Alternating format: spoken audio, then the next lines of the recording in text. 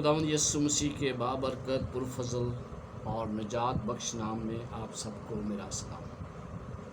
आज हम सबक नंबर 10 पर पहुंच चुके हैं, जिसका इन्वान है खटाली में हलीमी। जब मैं इस इन्वान पर गौर कर रहा था तो मुझे इस बात की समझ कम आ रही थी कि किस तरह मैं खुदा के साथ मुसीबतों में, तंगी में, अजियत में, आज़ारसानी में खुदा के साथ वफादार रहकर हलीम बन सकता हूँ, जिसकी मिसाल मेरे सामने है यीशु मसीह की मिसाल। तो आज हम ये सीखेंगे कि मैं किस तरह हलीम बन सकता हूँ। तो आइए हम यूं ही यीशु मसीह के साथ खटाली के अहम सबक नंबर 10 खटाली में हलीमी के मतलब सीखते हैं। तो रूल कुद्दस हमारी मदद करे ताकि हम इसको समझ सकें। आए हम दुआ करते हैं। बहरोबर के खालिक और मालिक, हमारी ज़िंदगियों के बानी, तेरा शुक्र, तेरी सताइश करता हूँ एक नए दिन के लिए, एक नए आगाज़ के लिए कि हम खटाली में हलीमी के बारे सीख सकते हैं कि हम किस तरह खुदाउन मुसीबतों में हलीम रह सकते हैं। ये हमारे लिए नामुमकिन है, लेकिन जब तू खुदावंद हमारे साथ होगा तो तमाम कुछ सही और रास्त होगा। तो आज हमारी रहनुमाई कर ताकि हम इस कलाम को समझ सकें। मांगता हूँ तेरे प्यारे बेटे यीशु मसीह के वसीला से, आमीन। जब हम इसके मतलब सोचते हैं तो आजकल जब लोग अजियत देते हैं, जब लोग हमें परेशान करते हैं, तो उसमें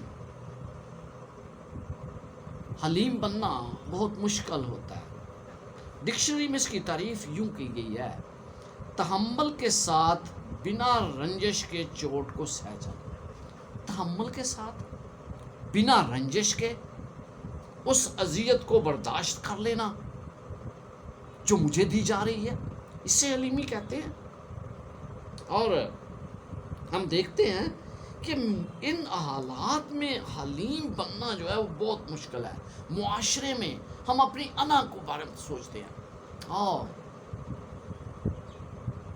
मैं इसको बर्दाश्त नहीं कर सकता, इसने मेरे साथ ये किया है, मैं इसका बदला लूँगा। जब इनके बारे सोचते हैं तो हमारी जहनों में बहुत सी बातें आती हैं। हम ये चाहते हैं कि किसी ना किसी तरह से चीज़ों को इक्वल किया जाए। ये इंसानी फितरती अमल नहीं है। इंसान ऐसा नहीं करना चाहता। जब कोई हमें दुख देता है तो इंसानी फितरत में सबसे पहले बात जो जहन में आती है वो बदला लेने की आती है। हम सोचते हैं कि मुझे बदला लेना है, और अगर कोई गलत बात की वजह से मुझे परेशान कर रहा है तो मैं ये सोचता हूँ नो, मुझे रिकॉर्ड को सही करना है, मेरी अना है, मेरा भी एक मकाम है, मेरा एक किरदार है। मैं चाहता हूँ कि लोग जो है वो उसके बारे सही तरह जान सके। तहम्मुल के साथ बिला रंजिश जिस चीज़ को बहना, ये मसीह पैरोकारों की सीरत है। तो लोग ऐसा करते हैं, लेकिन हमारे दिलों को तब्दील करने और हमें हलीम लोग बनाने के लिए खुदा वाहिद हस्ती है। उसकी मदद से हम दूसरों का कोई भी जुर्म हो उसे माफ़ कर सकते हैं, उसे बर्दाश्त कर सकते हैं और उनमें मोहब्बत पैदा कर सकते हैं। अपने दिलों में भी मोहब्बत पैदा कर सकते हैं उन लोगों के लिए जो हमें दुख देते हैं। हम जानते हैं कि हम उनके हाथों दुख नहीं उठाना चाहते, लेकिन अगर कोई दुख दे तो हमें उसे बर्दाश्त करना आना चाहिए। जब हम इस बात को देखते हैं तो हमें पता चलता है कि किस तरह आज़ारसानी में हम हलीम बन सकते हैं। तो जब इसके बारे में सोच रहा था तो मुख्तलिफ़ चीज़ें ज़हन में आती हैं कि जब कोई मुझे आज़ारसानी देता है तो मैं किस तरह हलीम बन सकता हूँ। तो हिजकिय्येल 24 बाब और उसकी 24 आयत में यूँ लिखा है, चुनाचे हिजकिय्येल तुम्हारे लिए निशान है, सब कुछ तूने کیا تم بھی کرو گے، اور جب یہ وقوع میں آئے گا تو تم جانو گے کہ خداوند خدا میں ہوں۔ ہم جانتے ہیں کہ حزقیل کے ساتھ کیا ہوا۔ آئیے حزقیل 24 باب میں ان آیات پر غور کرتے ہیں جو اس کے ساتھ کیا ہوا۔ حزقیل 24 باب اور اس کی 15 آیت سے پڑھیں گے۔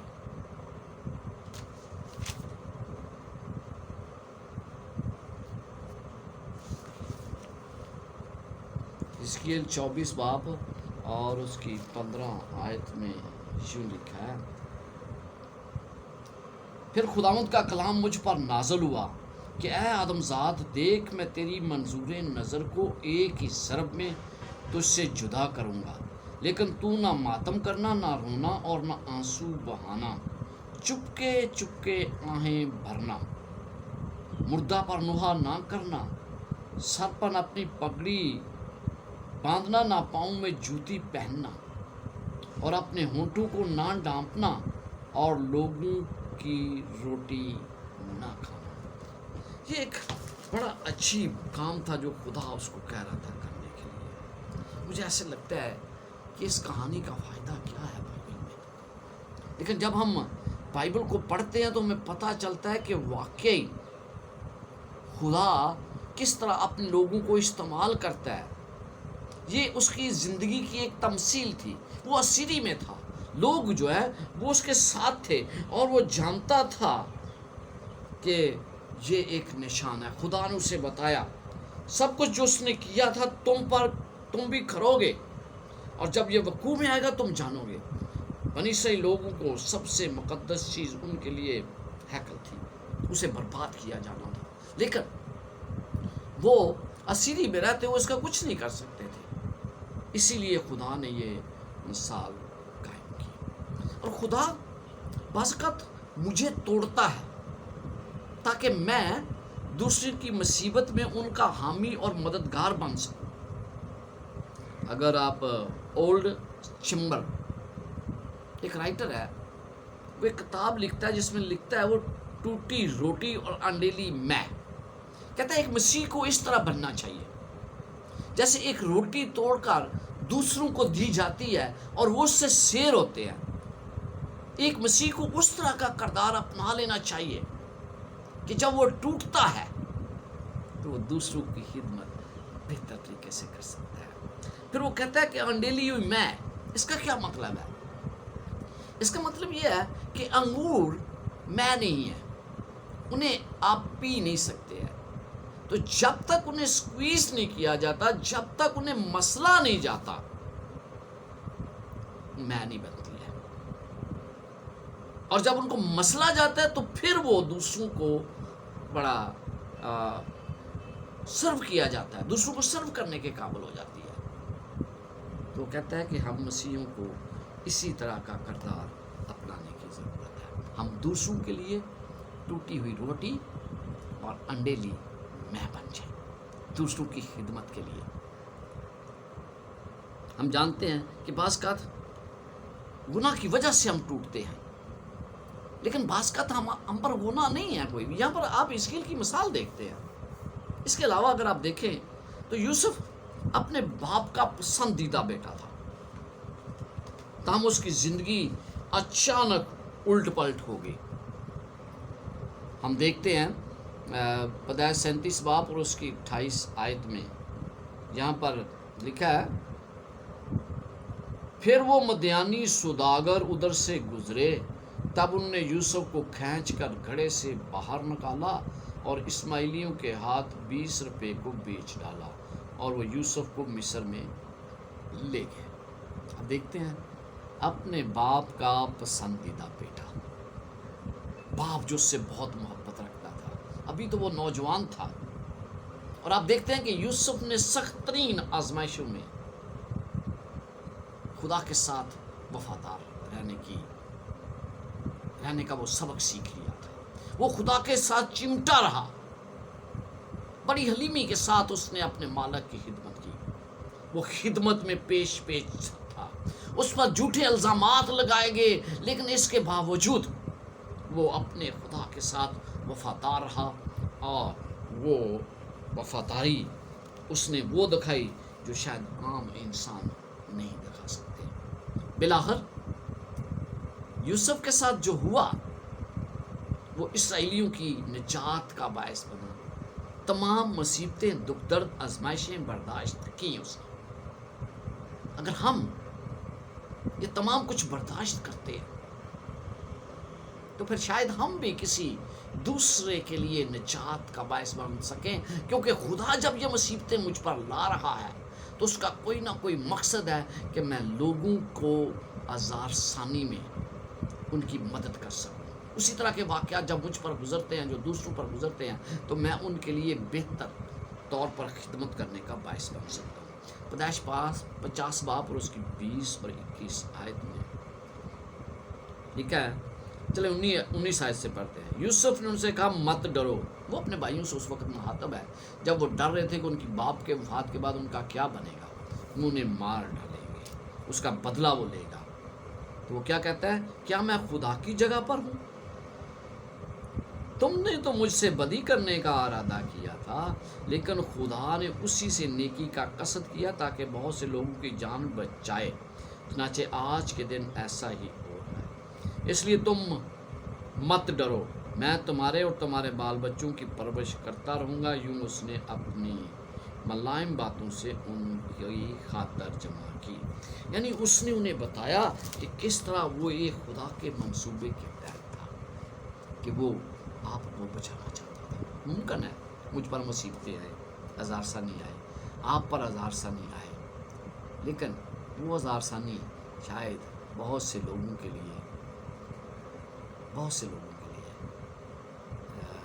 اچھائی کا باعث بن جائے۔ بیوی وفات کے بعد حزقیل بڑا پریشان تھا۔ خدا نے اس کے دل کو ٹکڑے ٹکڑے کر دیا۔ وہ جانتا تھا کہ یہ بہت ہی برا اس کے ساتھ ہوا ہے، اور جیسے میں نے پڑھا کہ خدا نے کہا کہ اس حزقیل کہ یہی ٹوٹے ہوئے ٹکڑے اسرائیلی کے لیے ایک سبق اور ایک مثال بن گئے۔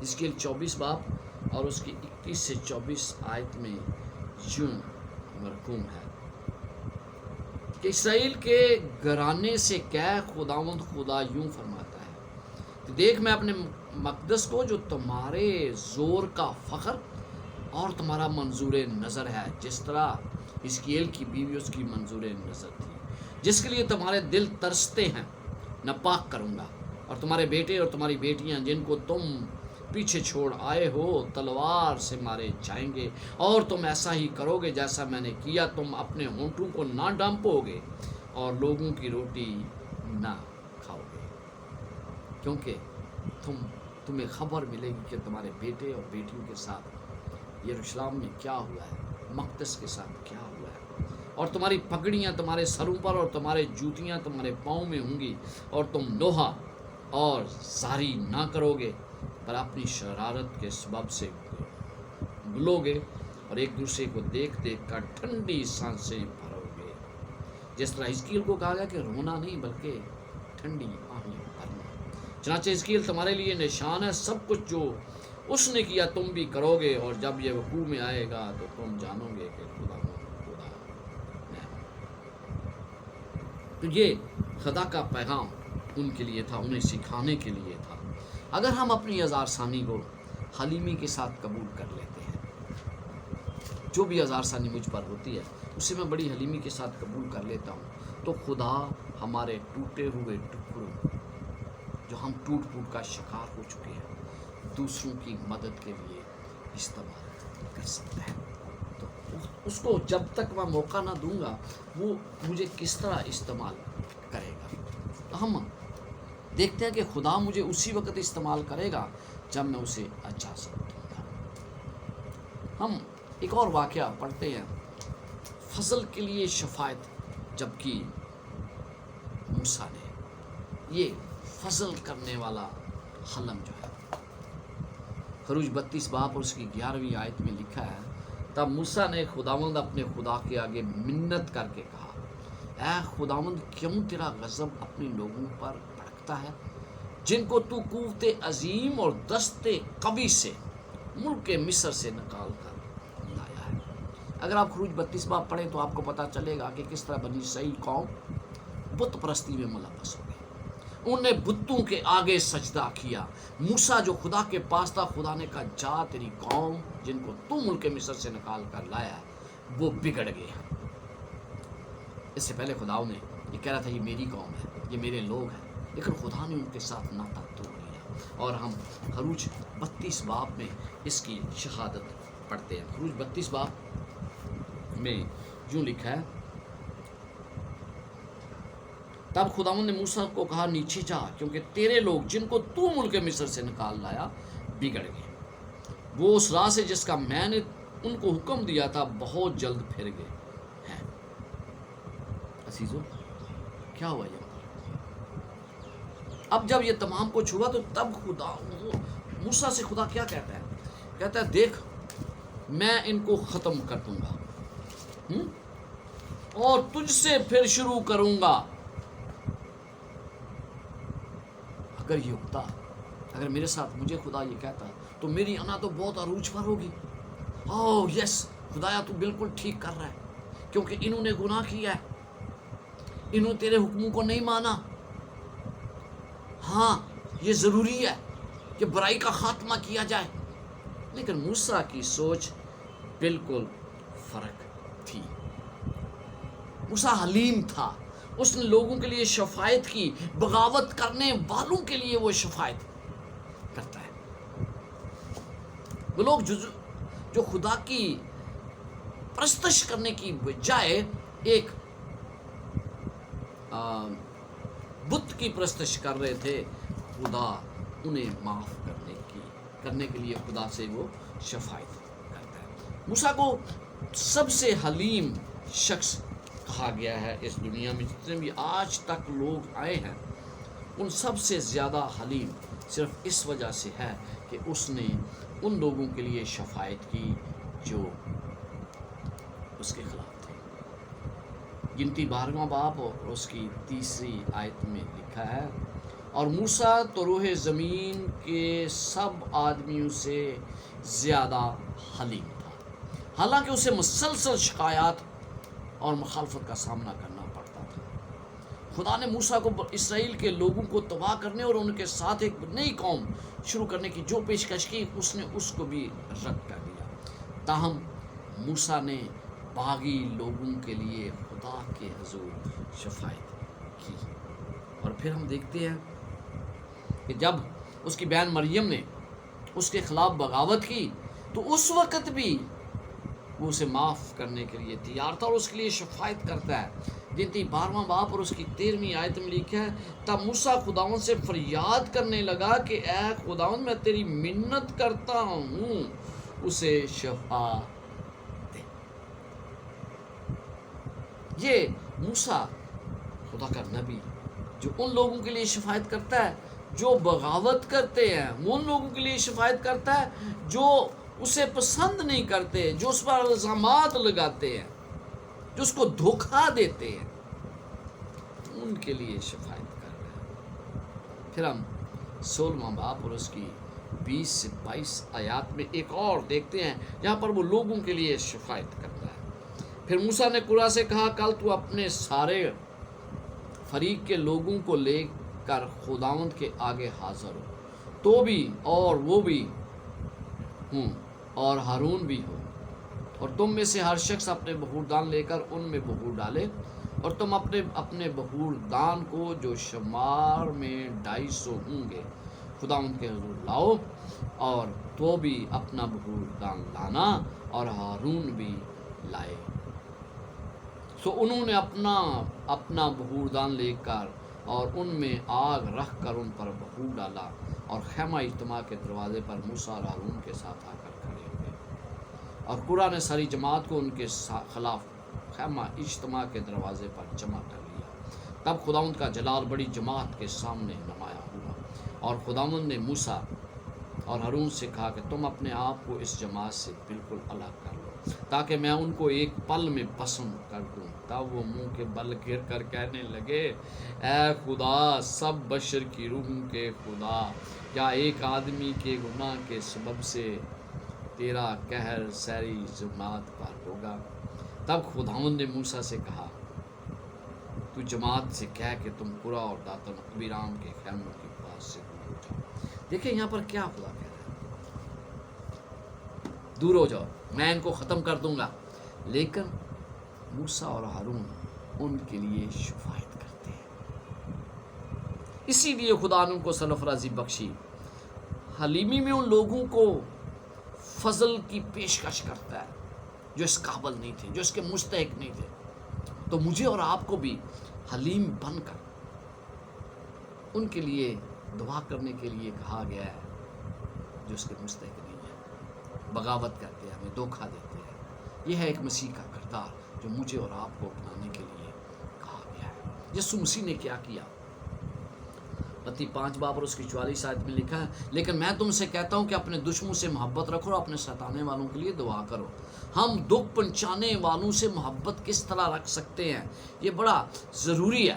یسوع مسیح نے ایک بنیادی وجہ بتائی تاکہ ہم اپنے باپ کے نقش قدم پر چلتے ہیں۔ جب ہم دوسروں سے محبت رکھتے ہیں، اپنے دشمنوں سے محبت رکھتے ہیں، خدا اپنے دشمنوں کے ساتھ بھی اچھا برتاؤ کرتا ہے۔ خدا ہر طریقے سے ان لوگوں کے ساتھ اچھا برتاؤ کرتا ہے جو اس کے دشمن ہیں، اور یسوع مسیح نے اپنی عملی زندگی کے ذریعے اس بات کو ثابت بھی کیا۔ متی 5 باب اور اس کی 45 آیت میں یوں مرقوم ہے،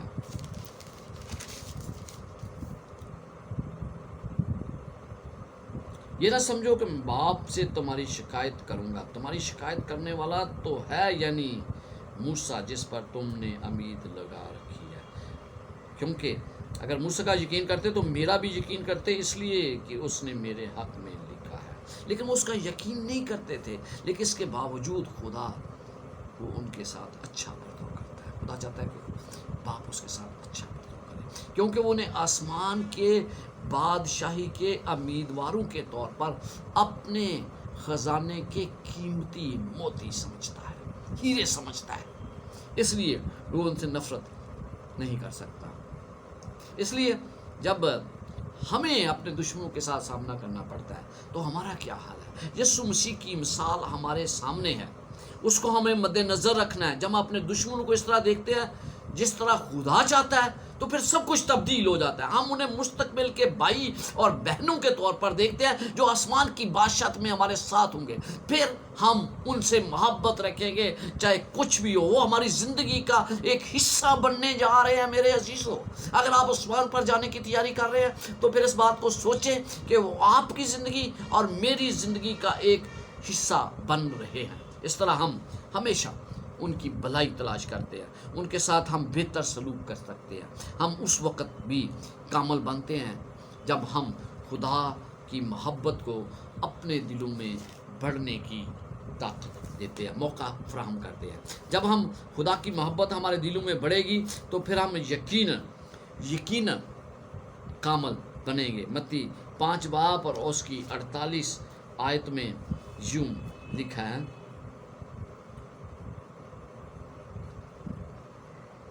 48 آیت میں، پس چاہیے کہ تم کامل ہو جیسا تمہارا آسمانی باپ کامل ہے۔ یہ کاملیت دوسروں سے محبت کرنے کی وجہ سے پیدا ہوتی ہے۔ تو اگر ہم کامل بننا چاہتے ہیں تو ہمیں دوسروں سے حلیمی کے ساتھ پیش آنا ہے اور ان سے محبت رکھنی ہے جس طرح خدا ہم سے توقع رکھتا ہے۔ ناانصافی لوگ کرتے ہیں اور ناانصافی میں بھی ہم لوگوں سے محبت رکھنا ہے۔ یسوع مسیح کے متعلق پطرس رسول کیا لکھتا ہے؟ پہلا پطرس 2 باب اور اس کی 23 آیت میں لکھا ہے، نہ وہ گالیاں کھا کر گالیاں دیتا تھا اور نہ دکھ پا کر کسی کو دمکاتا تھا، بلکہ اپنے آپ کو سچے انصاف کرنے والے کے سپرد کرتا تھا۔ بلا شبہ یسوع مسیح حلیمی کی سب سے بڑی مثال ہے۔ اس نے کہا اپنا بوجھ مجھے دے دو، اے بوجھ سے دبے ہوئے لوگوں میرے پاس آؤ، میں تمہیں آرام دوں گا۔ پطرس وضاحت کرتا ہے پہلا پطرس 2 باب میں کہ وہ کیسا برتاؤ کرتا تھا تاہم ہم اس کی اس مثال سے بہت کچھ سیکھ سکتے ہیں۔ وہ ناانصافی کرنے والوں کے سامنے خاموش رہا۔ یسایہ 53 باب میں آپ کیا پڑھتے ہیں؟ آئیے ذرا یسایہ 53 باب میں دیکھیں 5 آیت، یسایہ 53 باب اور اس کی 5 آیت۔ یہاں پر ہم دیکھتے ہیں، حالانکہ وہ ہماری خطاؤں کے سبب سے گھائل کیا گیا اور ہماری بدکرداری کے باعث کچلا گیا، ہماری سلامتی کے لیے اس پر سیاست ہوئی تاکہ اس کے مار کھانے سے ہم شفا پائیں۔ ہم سب بھیڑوں کی مانند بھٹک گئے، ہم میں سے ہر ایک اپنی راہ کو پھرا، پر خداوند نے ہم سب کی بدکرداری اس پر ڈالی۔ وہ ستایا گیا تو بھی اس نے برداشت کی اور منہ نہ کھولا، جس طرح برا جسے ذبح کرنے کو لے جاتے ہیں اور جس طرح بھیڑ اپنے بال کترنے والوں کے سامنے بے زبان ہے، اسی طرح وہ خاموش رہا۔ اس پر ظلم کیا گیا پر اس نے کچھ بھی نہیں کہا۔ یہ یسوع مسیح کی مثال ہے۔ وہ ناانصافی کرنے والوں کے سامنے خاموش رہا۔ اس نے لوگوں نے اس پر حملے کیے، مصائب اس کے لیے کھڑے کیے، اس کے خلاف بغاوت کی، لیکن اس نے اپنے آپ کو خدا کے حوالے کیا اور وہ جانتا تھا کہ خدا سب کچھ کنٹرول کرتا ہے۔ اگر آپ کا یقین ہے نا کہ خدا سب کچھ کنٹرول کرتا ہے، تو پھر ناانصافی کے باوجود جو آپ کے ساتھ ناانصافی کرتے ہیں، آپ ان کے ساتھ بھی حلیمی سے پیش آئیں گے۔ خدا وقت پر انصاف کرے گا اور وہ وقت دور نہیں۔ آئے ہم یسوع مسیح کی حلیمی کو اپنے دل میں رکھیں۔ جب ہم غیر منصفانہ حالات کا سامنا کرتے ہیں اور ہمارا غصہ بڑھتا ہے، تو اس کی خاموشی کی مثال ہمارے سامنے ہے۔ اس نے رومیو 12 باب اور اس کی 17 سے 21 آیت میں ہمیں بتایا ہے کہ ہمیں ان لوگوں سے کسی طرح کا بدلہ لینے کی ضرورت نہیں جو ہمارے خلاف ہے۔ آئیے رومیو 12 باب 17 سے 21 آیات تک پڑھتے ہیں۔ بدی کے عوض کسی سے بدی نہ کرو۔ دنیاوی دستور جو ہے وہ اس کے برعکس ہے، بدی کے عوض ڈبل بدی کرو۔ جو باتیں سب لوگوں کے نزدیک اچھی ہیں ان کی تدبیر کرو۔ جہاں تک ہو سکے تم اپنی طرف سے سب آدمیوں کے ساتھ میل ملاپ رکھو۔ اے عزیزو، اپنا انتقام نہ لو، بلکہ غضب کو موقع دو، کیونکہ یہ لکھا ہے کہ خداوند فرماتا ہے انتقام لینا میرا کام ہے، بدلہ میں ہی لوں گا۔ جب میں بدلہ لیتا ہوں تو میں اپنے آپ کو خدا کی جگہ رکھ لیتا ہوں۔ میں سوچتا ہوں کہ خدا میرا بدلہ نہیں لے، میں لوں گا، اور جب میں بدلہ لیتا ہوں تو خدا مجھے بھی اسی نظر سے دیکھتا ہے جس طرح نظر سے وہ دیکھتا ہے دوسرے شخص کو دیکھتا ہے جس نے مجھے مصیبت میں مبتلا کیا ہے۔ 20ویں آیت میں لکھا ہے، بلکہ اگر تیرا دشمن بھوکا ہو تو اس کو کھانا کھلا، اگر پیاسا ہو تو اسے پانی پلا، کیونکہ ایسا کرنے سے تو اس کے سر پر آگ کے انگاروں کا ڈھیر لگائے گا۔ بدی سے مغلوب نہ ہو، بلکہ نیکی کے ذریعہ سے بدی پر غلبہ۔ یہ ہے جو مجھے اور آپ کو کرنے کے لیے کہا گیا ہے۔ بنیادی طور پر حلیمی کا منبع جو ہے وہ ہمارا خدا ہے۔ جب ہم اس منبع پر نظر کرتے ہیں تو پھر کوئی بات نہیں کہ ہم اسے حاصل نہ کریں، کیونکہ ہماری نظریں اس پر ہیں۔ زبور 62 باب اور اس کی 7 آیت میں لکھا ہے، میری نجات اور میری شوکت خدا کی طرف سے ہے، خدا ہی میری قوت کی چٹان اور میری پناہ ہے۔ دیکھیں، میں جب یہ چاہتا ہوں کہ لوگوں کو پتہ چلے کہ حقیقت میں کیا ہوں، تو جہاں پر کیا لکھا ہے کہ میری نجات اور میری شوکت خدا کی طرف سے ہے۔ مجھے اگر کوئی مرتبہ ملنا تو وہ خدا کی طرف سے ہے۔ لہٰذا جو لوگ یسوع کے ساتھ زیادتی کرتے ہیں، یسوع نے کبھی انہیں کچھ نہیں کہا، مجھے بھی وہ یہی کرنے کے لیے کہتا ہے، کیونکہ وقت پر وہ مجھے سرفراز کرتا ہے۔ حلیمی کو عام طور پر کمزوری سمجھا جاتا ہے۔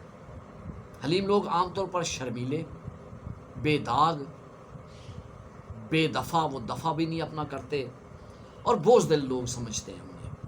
ان کے پاس سچائی کے علاوہ کچھ نہیں ہوتا۔ میرے عزیزوں، مسیحوں کی حلیمی بنیاد وہ چٹان ہے جو یسوع مسیح ہے.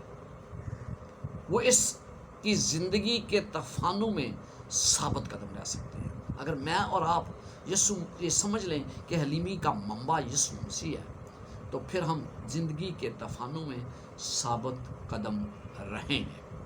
وہ اپنے دشمنوں کو نقصان نہیں پہنچاتے اور نہ ہی وہ ایسی خواہش کرتے ہیں بلکہ ان کے حق میں شفاعت کرتے ہیں. یہ ایک مسیحی کردار ہے جو میرا اور آپ کا ہونا چاہیے. آپ کو پتہ ہے کہ خاندان میں بہت سی لڑائیاں ہوتی ہیں دوستوں سے. مسیحی لوگوں کو ان لوگوں سے بھی محبت کرنے کے لیے کہا گیا ہے جو آپ کے دشمن ہیں. آپ کے خاندان کے لوگ آپ کے دشمن ہو سکتے ہیں. آپ کو ان سے بھی محبت کرنے کے لیے کہا گیا ہے. آپ کے دوست آپ کے دشمن ہو سکتے ہیں. آپ کو ان سے بھی محبت کرنے کے لیے کہا گیا ہے. ایسے لوگوں سے محبت کرنے کے لیے کہا گیا ہے جو آپ کو دھوکہ دیتے ہیں, جو آپ کو نقصان پہنچاتے ہیں. خدا مجھے ان سے بھی محبت کرنے کے لیے کہتا ہے. وہ برے حالات کو اپنے ہاتھ میں, خدا کے ہاتھ میں ڈال دیتے ہیں. اپنے ہاتھ میں وہ نہیں ڈالتے ہیں بلکہ برے حالات کو خدا کے سپرد کرتے ہیں. وہ جانتے ہیں کہ سارا اختیار اس کے پاس ہے اور وہ ان برے حالات میں بھی اس دنیا میں کام کر رہا ہے. کیا وہ برے لوگوں کو کھانا نہیں دیتا؟ کیا وہ برے لوگوں کی صحت کے بارے فکر مند نہیں ہے؟ کیا وہ برے لوگوں کی نجات کے بارے فکر مند نہیں ہے؟ تو اگر میں اور آپ اس کے شاگرد ہیں, اس کے پیروکار ہیں, تو ہمیں بھی ایسا ہی بننے کے لیے کہا گیا ہے کیونکہ حلیمی کا منبع یسوع مسیح ہے. مجھے اسی کی مثال کو مد نظر رکھنا ہے. اگر تھوڑی دیر کے لیے سوچے کہ ہم جو اس دنیا میں زندگی بسر کر رہے ہیں وہ کس طرح ہم کر رہے ہیں, ہم کیا کرنا چاہتے ہیں, اور پھر ہم دیکھتے ہیں کہ جن مشکلات کا ہمیں ہر روز سامنا کرنا پڑتا ہے انہیں ہمیں برداشت کرنا چاہیے. جب ہم ان مشکلات کو مسیح کے اندر چھپا لیتے ہیں تو ہم کافی حد تک وہ مشکلات کم ہو جاتی ہیں کیونکہ ہم مسیح کے ساتھ وفادار ہیں. اگر ہم میں ہمارے آقا جیسی حلیمی ہوگی, فروتنی ہوگی, عاجزی ہوگی تو ہم ذلتوں, جھڑکیوں, جنجلاہٹ سے بہت اوپر ہو جائیں گے, بلند ہو جائیں گے اور زندگی ایسی جئیں گے جو خدا کو پسند ہے. اور ہم مایوسی کے ساؤں میں اداس نہیں ہوں گے بلکہ ہم ان کا سامنا کریں گے. ہمارے اوپر اداسی نہیں آئے گی. ایک مسیحی میں شفاعت کا سب سے بڑا ثبوت خود پر قابو پانا ہے. وہ جو بدسلوکی یا ظلم کے تخت تحت ایک پرسکون اور بھروسے مند روح کو برقرار رکھنے میں ناکام رہتا ہے وہ خدا سے اس کے اپنے کمال کو ظاہر کرنے کا چھین لیتا ہے. یعنی جب میں ایک پرسکون زندگی مسیح کے ساتھ نہیں گزار سکتا, میں ناکام ہو جاتا ہوں لوگوں کی بدسلوکی کی وجہ سے, تو پھر میں خدا کے کمال کو ظاہر ہونے نہیں دیتا بلکہ خدا کے اس حق کو چھین لیتا ہوں جس کے ذریعے وہ اپنا کمال ظاہر کرنا چاہتا ہے. دل کی فروتنی وہ طاقت ہے جو مسیح پیروکاروں کو فتح بخشتی ہے. آپ فتح یاب ہونا چاہتے ہیں, حلیم بننا سیکھ لیں. حلیم ہو جائیں گے تو خدا یقیناً آپ کو فتح عطا کرے گا. خدا آپ کے ساتھ ہو اور آپ کو برکات سے نوازے.